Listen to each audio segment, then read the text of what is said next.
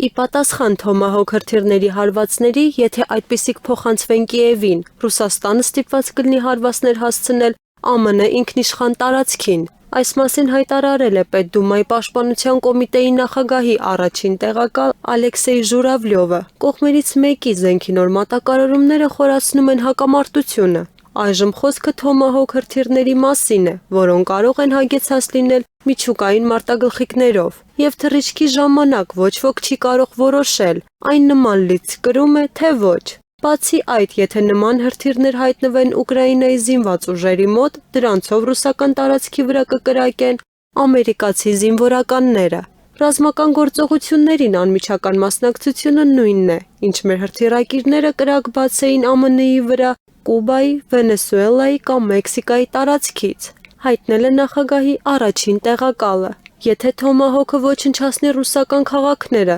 Ռուսաստանը ստիպված կլինի պատասխան հարվածներ հասցնել ԱՄՆ ինքնիշխան տարածքին,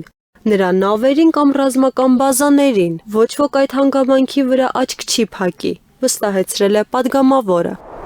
ԱՄՆ-ն ուսումնասիրում է Թոմահոք հրթիռներից բացի Ուկրաինային որևէ սպառազինություն փոխանցելու տարբերակները։ Այս մասին ԱՄՆ նախագահ Դոնալդ Թրամփը հայտարարել է Ուկրաինայի առաջնորդ Վոլոդիմիր Զելենսկու հետ հանդիպումից առաջ։ Պատասխանելով լրագրողի համապատասխան հարցին, Թրամփը հաստատել է, որ ԱՄՆ-ն դիտարկում է այլ տարբերակներ։ Մենք Զելենսկու հետ խոսելու ենք պատերազմի մասին եւ մասնավորապես այն մասին, որ նրանք ցանկանում են անցնել հարձակման։ Ես որոշում կկայացնեմ այդ թեմայի շուրջ, ասել է Սպիտակ տան առաջնորդը։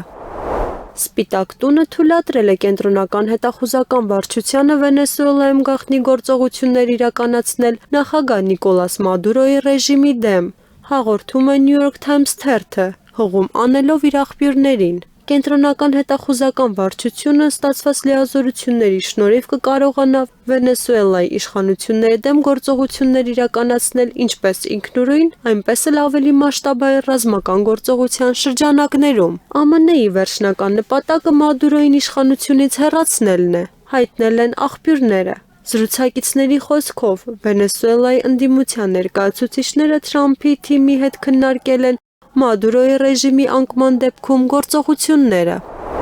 Իսրայելի բանակը ԱՄՆ նախագահ Դոնալդ Թրամփի համաձայնությամբ կարող է վերադառնալ Գազա, եթե պաղեստինյան համաշարժումը չկատարի ամերիկյան առաջնորդի խաղաղ ծրագրի պայմանները։ Այս մասին հաղորդում է CNN-ը։ Իսրայելը անմիջապես կվերադառնա Գազայի փողոցներ իմ համաձայնությամբ, եթե դա անհրաժեշտ լինի կարգուկանոն հաստատելու համար, հայտնել է ամերիկացի առաջնորդը, պատասխանելով այն հարցին, թե ինչ կլինի, եթե Համասը հրաժարվի զենքը վայր դնելուց։ ԱՄՆ նախագահը հայտարարել է, որ ներկայումս ստիպված է զսպել Իսրայելի իշխանություններին և զինվորականներին։